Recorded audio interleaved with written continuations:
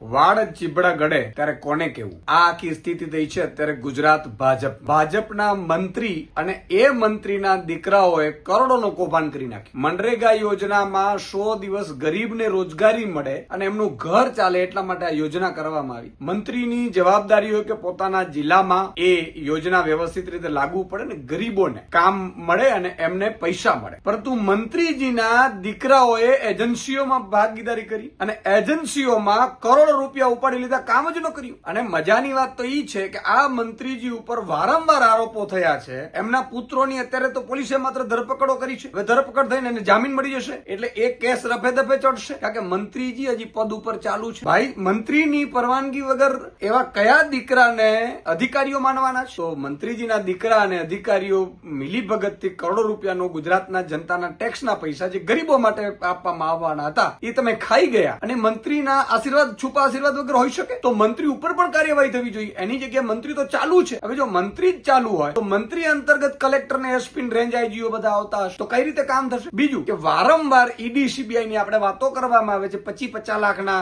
વ્યવહારોમાં. અહીંયા કરોડો રૂપિયાનો 100-200 કરોડનું કૌભાંડ થઈ શકે એવી સ્થિતિમાં છે.